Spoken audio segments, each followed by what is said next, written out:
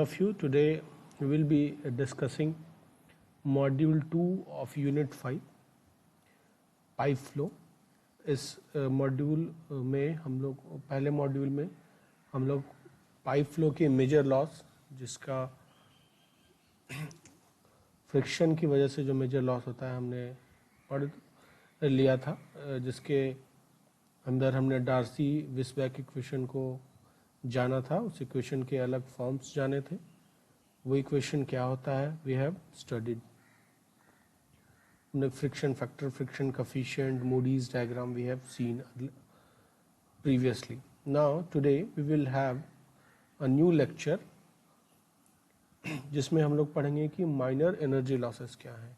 मतलब major energy losses तो हमने जान लिया था कि किस किस तरह से मेजर एनर्जी लॉसेस का एक ही फैक्टर है, फ्रिक्शन के कारण जो लॉस होता है. अभी हम लोग पाइप फ्लो में जो माइनर एनर्जी लॉस कितने तरह से हो सकते हैं we will study. So there can be different types of minor energy losses in the pipe flow.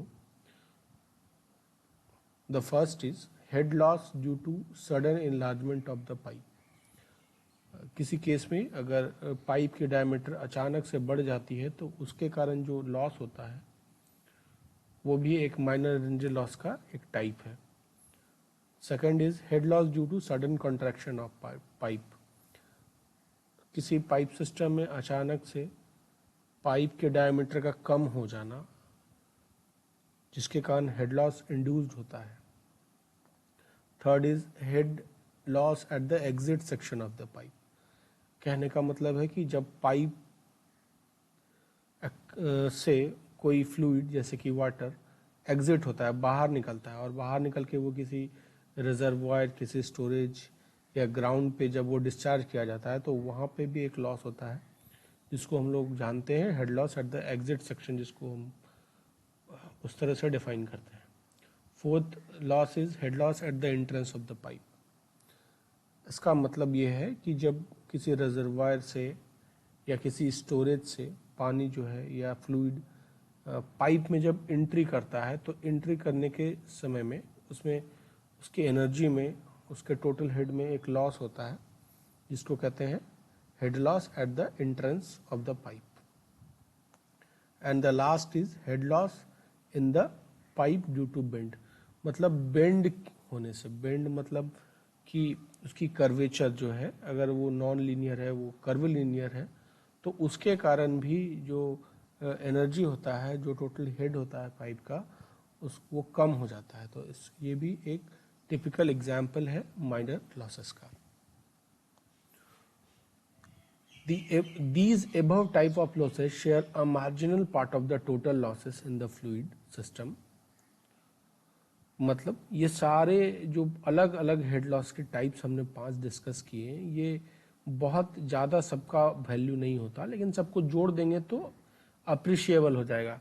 तो चूंकि ये सारे टोटल लॉस के कंपैरिजन में ये इनका फ्रैक्शन कम होता है, इसीलिए हम लोग इनको बोलते हैं माइनर एनर्जी लॉसेस. दूसरा बात ये भी ध्यान देने का है कि at a given time it is not necessary that all minor losses to be present. मतलब किसी एक समय पर जरूरी नहीं है कि ये पांचों के पांचों जो माइनर लॉसेस हैं वो प्रेजेंट हो सकता है कि कहीं पे सडन कॉन्ट्रैक्शन वाला लॉस नहीं हो, कहीं पे एग्जिट सेक्शन वाला लॉस नहीं हो. तो ये minor losses it is not always necessary कि किसी पाइप फ्लो में ये सारा माइनर लॉसेस एग्जिस्ट करता हो. जो कि मेजर लॉस के कंसर्न में ये बात उचित नहीं बैठती, क्योंकि जब भी फ्लो होगा उसकी फ्रिक्शन के कारण लॉसेस होगी, तो मेजर लॉस जो है due to friction will always exist. But all types of minor losses at a given time या in a given pipeline, it is not necessary all type of minor losses should be present. हो सकता है इस पांचों में कोई एक हो, दो हो, पांचों भी हो सकता है, लेकिन वी कैन नॉट से कि हमेशा सारे लॉसेस होंगे. तो you have to keep this in mind. Now we will start our discussion from first head loss, that is head loss due to sudden enlargement. Now आप देखिए, आपको बताया था कि मान लीजिए कहीं पाइप फ्लो हो रहा है और 2 पाइप अलग अलग डायमीटर का आपने वहाँ पे उसको ज्वाइन किया है। मान लीजिए ये सेक्शन 1 है, यहाँ पे छोटी डायमीटर की पाइप है, उसके बाद अचानक से आपने बड़े सेक्शन के पाइप को यूज़ किया जिसकी सेक्शन 2 है मान लीजिए। अब ये D1 था, ये D2 था, तो इसकी वजह से लॉस हुआ, और जो वो हेड लॉस इसकी वजह से जनरेट होता है, एक्चुअली ये बर्नौलीज इक्वेशन लगा के और कुछ अज्यूम करके ये इक्वेशन बहुत छोटे फॉर्म में निकल जाता है। जो हेड लॉस उसका निकल के आता है वो होता है V1 माइनस V2 का होल स्क्वायर अपॉन 2G, जो कि V1 जो है ये सेक्शन 1 की वेलोसिटी है, क्रॉस सेक्शन वेलोसिटी है, और V2 जो है वो क्रॉस सेक्शन 2 की वेलोसिटी है। तो ये हेड लॉस जो है V1 minus V2 upon whole square upon 2G, यही होता है ड्यू टू सडन इनलार्जमेंट, मतलब अचानक से एक्सपेंशन हो गया आपका पाइप सिस्टम का। नाउ हम लोग दूसरा हेड लॉस देखेंगे, head loss due to sudden contraction. मतलब आपका पाइपलाइन बड़ा डायमीटर का पहले से जा रहा था, अचानक से उसकी जो डायामीटर है वो चेंज हो गई, मतलब वो कम हो गया, उसको कहते हैं हम लोग सडन कंट्रैक्शन। तो ये जो हेड लॉस है ये जस्ट रिवर्स है कौन से केस का, जो हमने पहले पढ़ लिया है, जो जस्ट इसके पहले पढ़ा था। It is just reverse case of sudden enlargement. In this there is a sudden decrease in diameter of pipe system, मतलब अचानक से इसकी पाइप की डायमीटर घटा दी जाती है, कम कर दी जाती है या कम होता है, तो उस केस में भी हेड लॉस होता है। तो इसकी जो वैल्यू होती है वो हेड लॉस की वैल्यू होती है 0.5 V2 स्क्वायर अपॉन 2G। तो ये जो एक्चुअली ये जो इक्वेशंस आप देख रहे हैं ये ओवर सिंप्लीफाइड इक्वेशन है। तो इनकी इक्वेशन में भी जो हेड लॉस निकलता है वो बर्नौलीज प्रिंसिपल को सेक्शन 1 और सेक्शन 2 में यूज़ करके निकालते हैं। इसमें कॉफिशिएंट ऑफ कार्वेचर का भी कंसेप्ट आता है, और जब आप सारे चीज़ को ओवर सिंप्लीफाइड कर देते हैं तो फाइनल इक्वेशन यही निकल के आता है। ध्यान देने की बात यह है कि हेड लॉस जो है ये V2 स्क्वायर अपॉन 2G जो है, याद रखिएगा जो वेलोसिटी है ये सेक्शन 2 की वेलोसिटी है। तो हमेशा याद रखना है, हमेशा एग्जाम वगैरह में कंफ्यूजन हो जाता है कि सेक्शन 1 की वेलोसिटी थी या सेक्शन 2 की वेलोसिटी थी। तो ये जो वेलोसिटी है ये सेक्शन 2 की वेलोसिटी है। तो इस केस में जो हेड लॉस होगा वो होगा 0.50 V2 square upon 2G।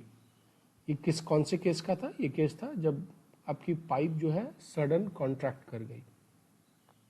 Now we will see our next minor loss, that is head loss at the exit of pipeline। अब मान लीजिए कि आपकी पाइप जो है इसके बाद पहुंच गई, इसके बाद आपको डिस्चार्ज करना था किसी कंटेनर में, किसी स्टोरेज में, या मान लीजिए किसी ग्राउंड पे। जब ये पाइप से निकलता है कोई भी फ्लूइड, जैसे कि मान लीजिए पानी ही कहीं से निकल रहा है, जब ये निकलता है तो निकलने के दौरान क्रम में यहाँ पे इसकी मान लीजिए कोई हेड होती है, तो इस एग्जिट के कारण एक लॉस हो जाता है। वो जो लॉस होता है उसको कहते हैं head loss at the exit of pipeline.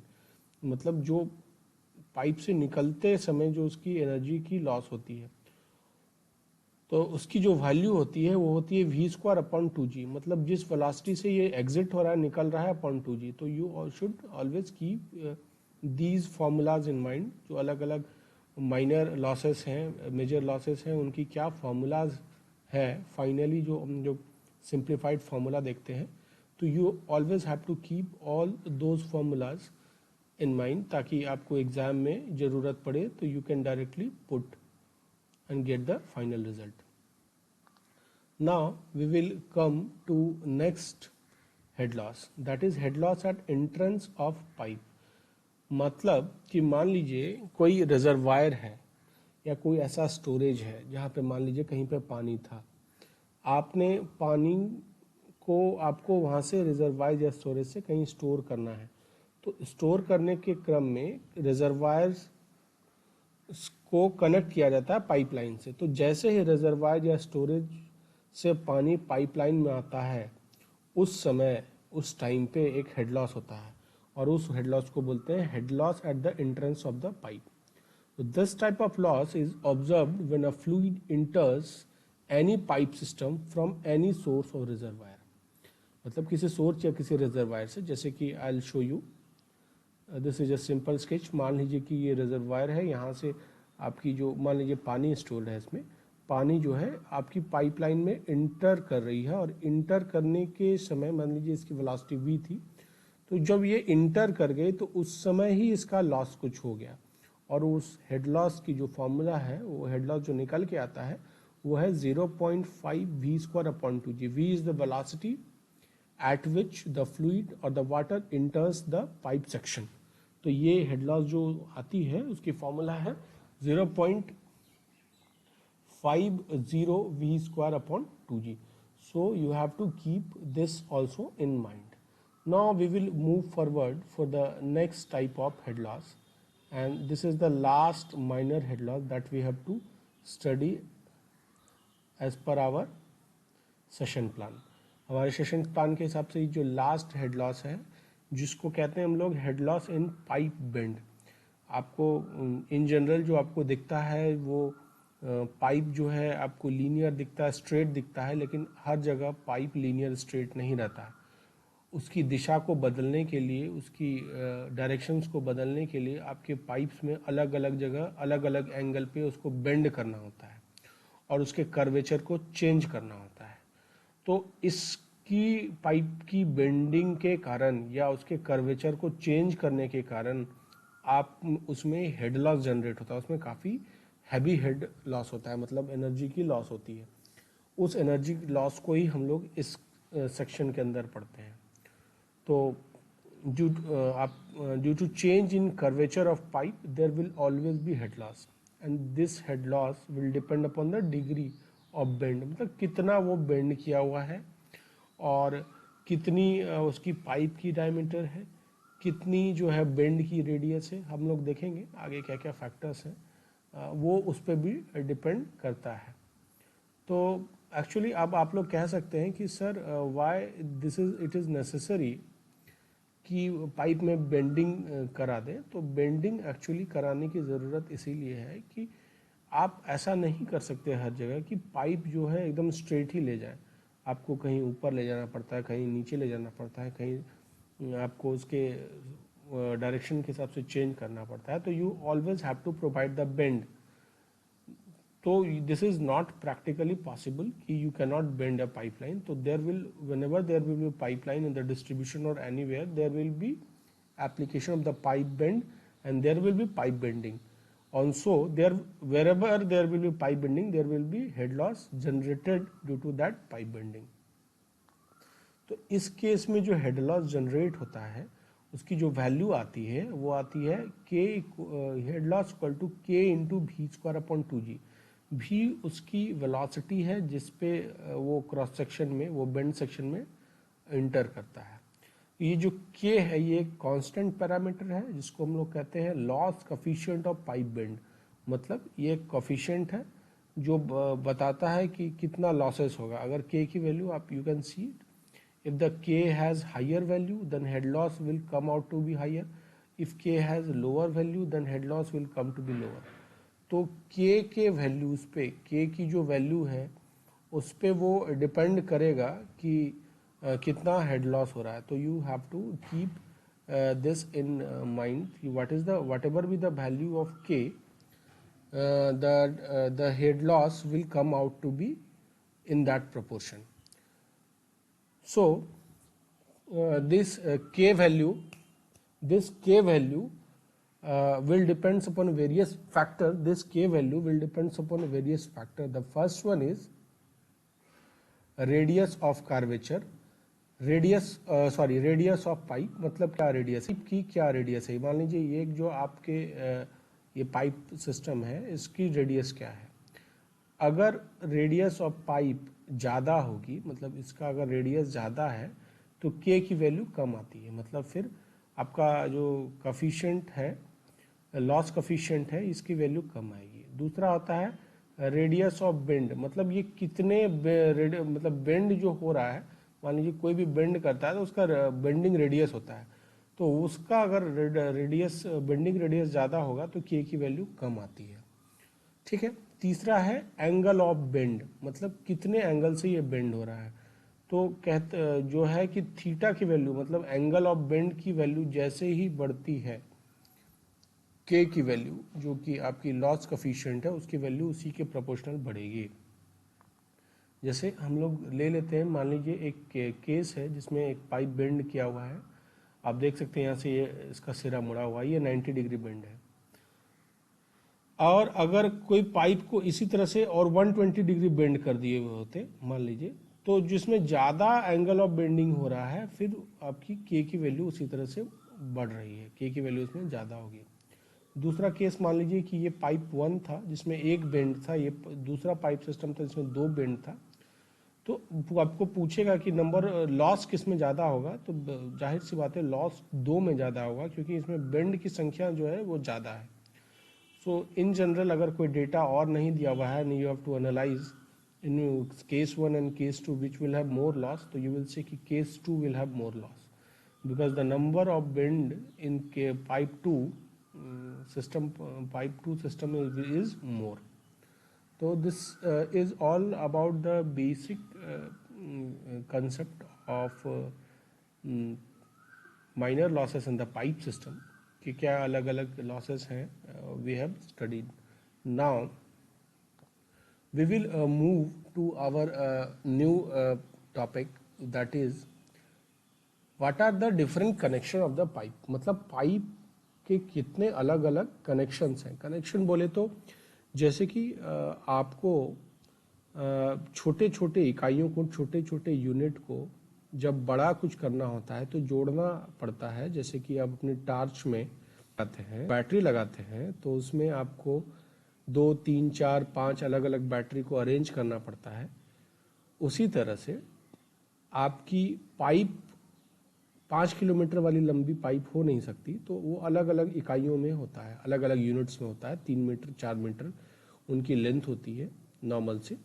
तो उस पाइप्स को किसी किसी की 5 हो गई, 6 हो गई तो बहुत हो गया, क्योंकि आपने अगर 20 मीटर लंबा पाइप बना भी लिया तो आपको को बनाना बहुत डिफ़िकल्ट नहीं है। थोड़ा डिफ़िकल्ट हो है, बहुत डिफ़िकल्ट नहीं है, लेकिन उसकी इफ़ेक्टिव ट्रांसपोर्टेशन और इफ़ेक्टिव उसको पहुंचाना ग्राउंड पे और उस लंबे पाइप से काम करना बहुत डिफ़िकल्ट है। तो आप जो है कि अलग अलग छोटे छोटे पाइप साइज में लेंथ में आते हैं, उनको क्या करना पड़ता है, आपको जोड़ना पड़ता है। और जोड़ने के दौरान आपको समझ में आता है कि आपको कैसे कैसे अलग अलग ढंग से आप पाइप को जोड़ सकते हैं। तो उसी अवलोक में हम लोग एक क्लाउज पढ़ते हैं, जिसको क्लाउज को कहते हैं हम लोग कनेक्शन ऑफ पाइप, कि how we can connect types of pipe. तो basically pipes can be connected in 2 ways. आप 2 ढंग से, 2 तरह अलग अलग तरीके से पाइप्स कनेक्ट कर सकते हैं। The first one is series connection, जब आप पाइप्स को सीरीज में कनेक्ट करते हैं, and the another is parallel connection, जब आप पाइप्स को पैरेलल में कनेक्शन करते हैं। अब what are these connection, what is this series connection, what is this parallel connection, will come to know in our subsequent lectures. जैसे हम लोग धीरे धीरे आगे बढ़ेंगे, विल कम टू नो कि सीरीज कनेक्शन में जब करते हैं तो वो कौन सा चीज़ है, पैरामीटर जो इफेक्ट होता है जो, और दूसरा वो कौन सा पैरामीटर है जो इफेक्ट नहीं होता है। या पैरेलल कनेक्शन पाइप करते हैं तो वो कौन सा फैक्टर है जो कनेक्ट होता है और कांस्टेंट रहता है, और कौन सा फैक्टर चेंज करता है, we will see. So now first we will study what is series connection. आप देखें सीरीज कनेक्शन, सीरीज कनेक्शन क्या होता है कि व्हेन डिफरेंट पाइप्स, मतलब अलग अलग पाइप्स हैं, उनको आप सीरीज में कनेक्ट करते हैं। हो सकता है कि वो पाइप्स की डायमीटर सेम हो, अलग हो, दैट इज अनदर केस। जब एक के बाद एक जब उनको आप कनेक्ट करते हैं तो उसको कहते हैं सीरीज कनेक्शन। जैसे नॉर्मली हम लोग बोलते हैं सीरीज में, आप एक सीरीज में मतलब एक रो में आप उनको बांध दीजिए। तो when different parts are connected in series one after another, तो उस सीरीज को, उस कनेक्शन को बोलते हैं सीरीज कनेक्शन। अब बात ध्यान देने वाली ये है कि जो डिस्चार्ज होगा, मान लीजिए कहीं से सोर्स से इसमें पानी आ रहा होगा या कभी फ्लूइड्स आ रहा होगा, तो जो सोर्स से मान लीजिए जो फ्लूइड आ रहा है उसमें डिस्चार्ज जो है वो सेम होता है। मतलब जो पाइप 1 में जो डिस्चार्ज है, क्योंकि अब डिस्चार्ज है तो यही वाला डिस्चार्ज 2 में जाएगा, यही वाला डिस्चार्ज 3 में जाएगा। तो discharge in each pipe is equal, मतलब Q1 equal to Q2 equal to Q3 equal to Q, मतलब जो डिस्चार्ज होती है वो सेम होती है। तो यही चीज़ आपको ध्यान में रखना है कि in the case of series connection the discharge remain same through each pipe. अलग अलग सेक्शन में भी डिस्चार्ज की वैल्यू जो होती है वो सेम होती है। मतलब जो डिस्चार्ज है Q is equal to A1 B1 equal to A2 B2 equal to A3 B3 and so on. मान लीजिए आगे और सीरीज कनेक्शन अलग अलग हो तो ये इसी तरह से डॉट डॉट डॉट कर देंगे, मतलब और ये आगे में जैसे बढ़ेगा उसी तरह ये आपको आएगा। तो ये आपको समझ में आ जानी चाहिए कि डिस्चार्ज जो है सीरीज कनेक्शन में सेम होती है। अब बताइए कि जब भी फ्लो होता है we know that it is a very real situation कि whenever there will be flow there will be major loss in the terms of friction loss or in the terms of other different minor losses। तो जब भी flow होगा तो कोई ना कोई loss होगा ही। तो there always exist some sort of loss. तो जो हेड लॉस होता है, मान लीजिए कि 3 पाइप है, मान लीजिए अभी एक एग्जांपल मान लेते हैं कि 1 2 3, तो जो टोटल हेड लॉस होता है सीरीज कनेक्शन में वो इन तीनों पाइप का समेशन होता है। मतलब कि हेड लॉस जो पाइप 1 में हुआ HF1, जो हेड लॉस पाइप 2 में हुआ HF2 और जो हेड लॉस पाइप 3 में हुआ HF3। मान लीजिए कोई और एक पाइप रहता तो उसको HF4 कर देते, इसलिए हमने उसको यहाँ डॉट डॉट डॉट कर दिया। मतलब डिस्चार्ज सेम रहेगा लेकिन हेड लॉस सेम नहीं रहेगा। जो हेड लॉस होगा वो अलग अलग पाइप का अलग अलग होगा और जो टोटल हेड लॉस होगा वो तीनों का एडिशन होगा, मतलब HF1 plus HF2 plus HF3। तो we have understood the basic concept of series connection. You just remember these 2 points, that the discharge is constant and the head loss will be summation of head loss through each pipe section. Now we will study the modified Darcy-Weisbach equation। आपने head loss pipeline में आपने पिछले lecture में जब मैंने online class ली थी we have discussed कि जो हेड लॉस की आती है डार्सी-विस्बेक इक्वेशन से, वो आती है FL_V² अपॉन D2G। और जो F था वो फ्रिक्शन फैक्टर था, जो L था वो लेंथ ऑफ पाइप सेक्शन था, V वेलोसिटी था, D डायमीटर था, G की वैल्यू आपको पता है G क्या है। तो इसमें अगर आप वेलोसिटी को चेंज कर दें Q के फॉर्म में, तो वेलोसिटी को आपको पता है जो V होता है वो होता है Q upon area, discharge upon area. ठीक है। अब आप V is equal to Q upon area करेंगे तो एक को आप एरिया को लिख सकते हैं पाई d स्क्वायर अपॉन 4। तो आपने सेम वेलोसिटी को जो है डिस्चार्ज के फॉर्म में लिख दिया। तो डिस्चार्ज के फॉर्म में जब वेलोसिटी को आपने लिख दिया तो फाइनल इक्वेशन आ जाता है HF equal to head loss in pipe is equal to 8Q square FL pi square GD5, where Q is discharge, F is friction factor, L is length of the pipe section, D is diameter and pi and G are the constant parameter, you are well aware of it. So this is the Darcy-Weisbach equation in terms of discharge। जैसे FL V square upon D2G velocity के form में था, ये equation जो है ये आपका किस फॉर्म में है, डिस्चार्ज के फॉर्म में है। क्योंकि ये इक्वेशन का अभी हम लोग आगे सेक्शन में यूज़ करेंगे, इसीलिए हमने पहले ही ये क्लियर कर दिया कि हेड लॉस को आप डिस्चार्ज के फॉर्म में इस तरह से भी लिख सकते हैं।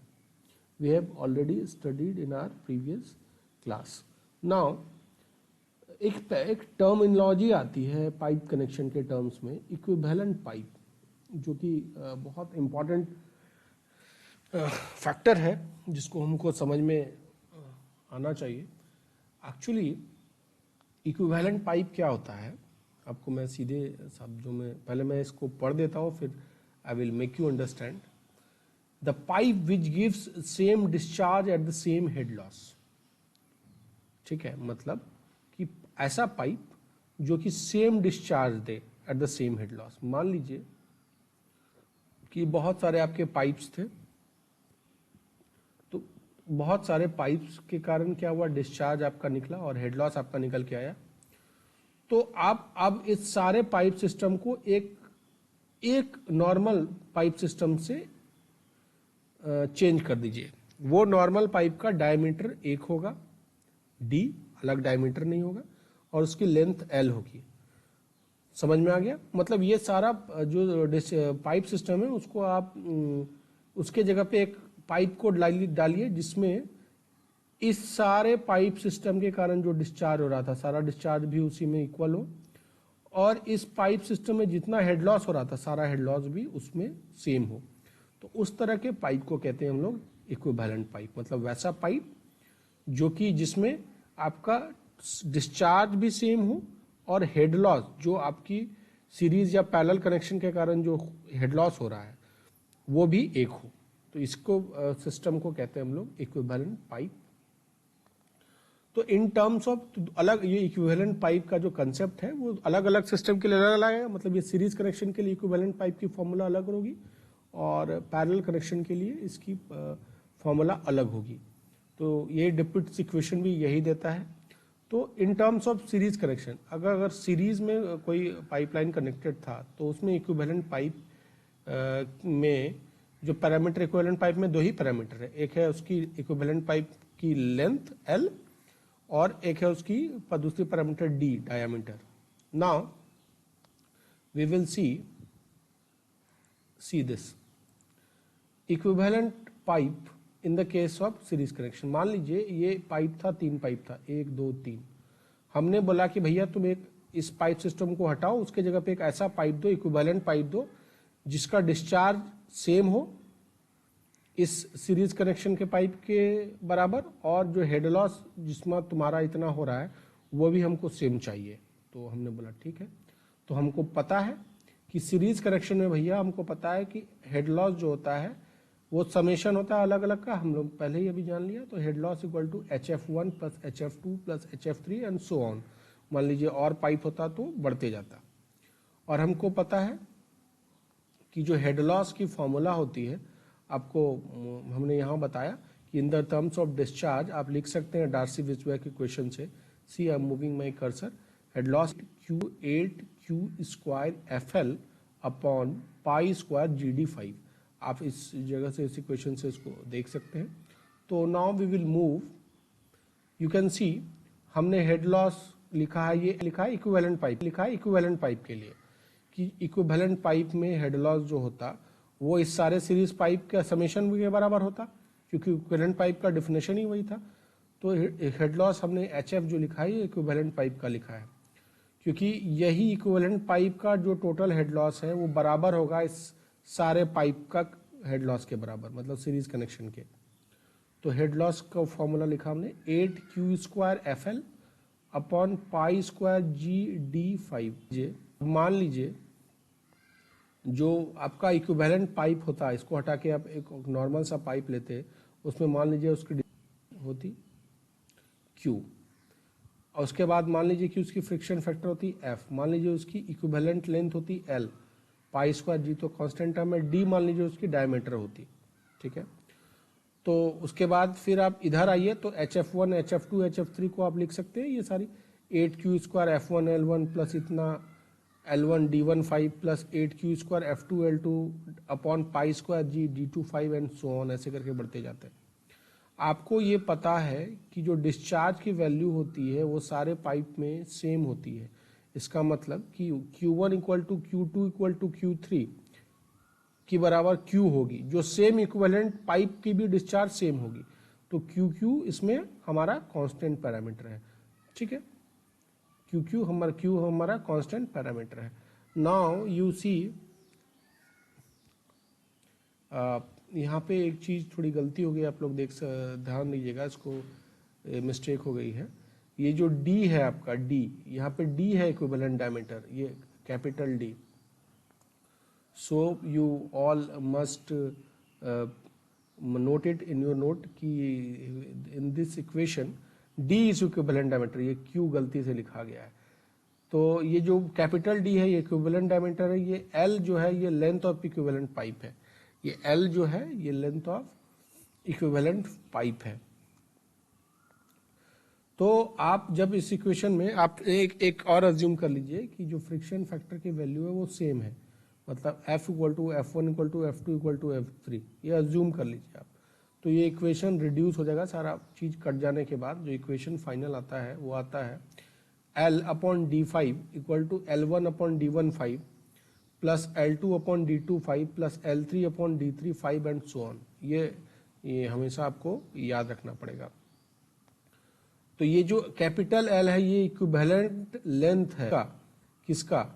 इक्विवेलेंट लेंथ है पाइप का, इक्विवेलेंट पाइप का। और जो कैपिटल D है ये इक्विवेलेंट डायमीटर है किसका? इक्विवेलेंट पाइप का।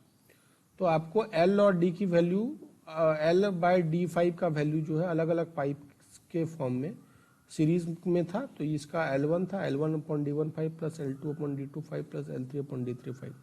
तो यहाँ से ये रिलेशन हमको निकल जाता है।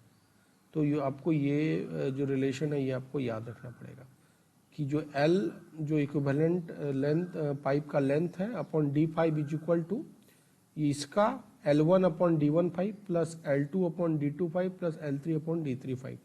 बाकी सारा फैक्टर्स कट जाता है। और ये चीज़ ध्यान रखिएगा, एक चीज़ ये गलती से लिख दिया है मैंने, ये जो इक्विवेलेंट डायमीटर है ये कैपिटल D होनी चाहिए, क्यों लिख दिया हमने, ये कैपिटल D होगी। तो you have to make it correct. चूँकि ये मैनुअली लिखता हूँ हाथ से तो छोटी सी गलती रह जाती है, होनी नहीं चाहिए, तो आप वहाँ पे इसको रेक्टिफाई कर लीजिएगा। नाउ यू सी, अपने सीरीज कनेक्शन देख लिया। अब ये पैरेलल कनेक्शन, मतलब कि जो दूसरा ढंग से, अब पैरेलल कनेक्शन मतलब होता है कि एक के पैरेलल में दूसरा लगाना। आपको समझ में आ रहा है वो चीज़? जैसे देखिए, when the pipes are connected in parallel to each other as shown in figure, जब आप पाइप को कनेक्ट करते हैं इन पैरेलल, मतलब मान लीजिए कि एक ये सोर्स से पाइप आ रहा था, उसको आपने स्प्लिट कर दिया। एक पाइप को आप यहाँ से इधर ले गए और एक पाइप को यहाँ से इधर ले गए।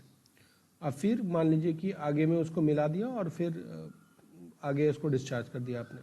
तो ये जो पाइप है, मान लीजिए कि इस पाइप को हमने पाइप 2 लिखा, इस पाइप को आपने पाइप 3 लिखा।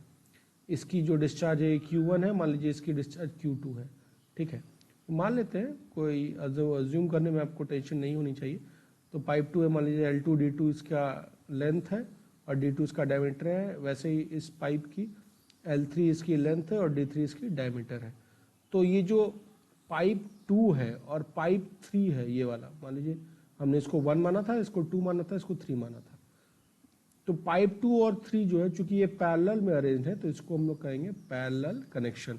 तो we will call this system as parallel connection of pipes. So pipe 2 and 3 are connected in parallel, so we will call it parallel connection of pipe.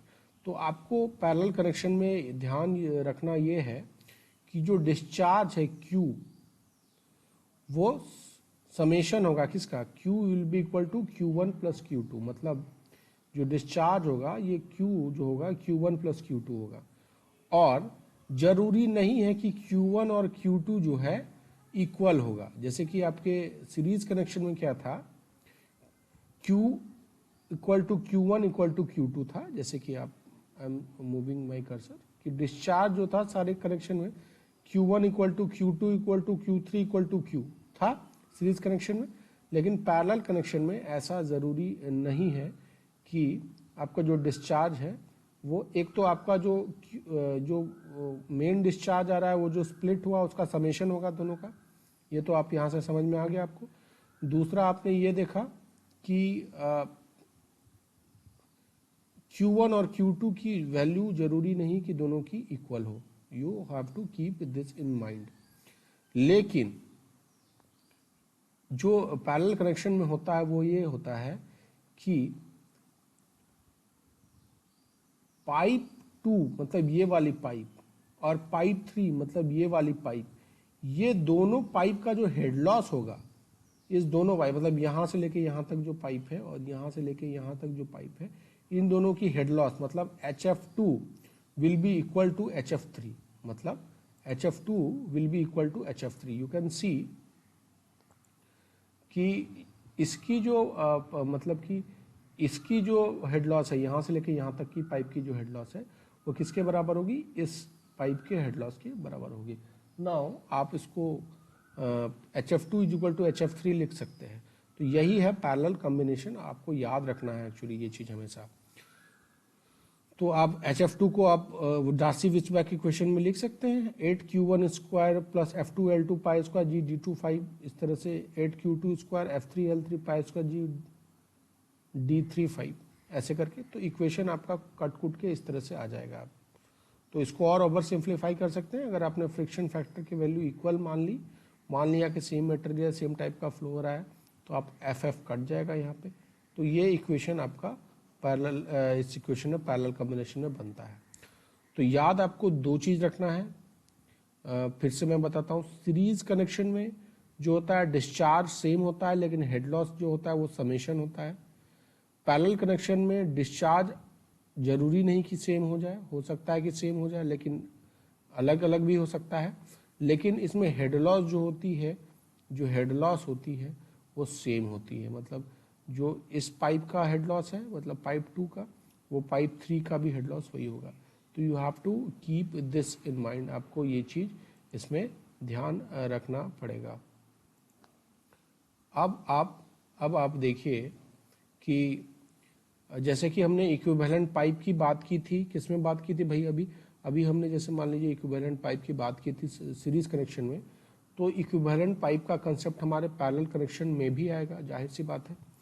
तो इक्विवेलेंट पाइप का जब concept हमारे इसमें भी आएगा, तो इक्विवेलेंट पाइप में आप देखिए कि यहाँ पे कैसे डिफाइन होता है इक्विवेलेंट पाइप का कंसेप्ट।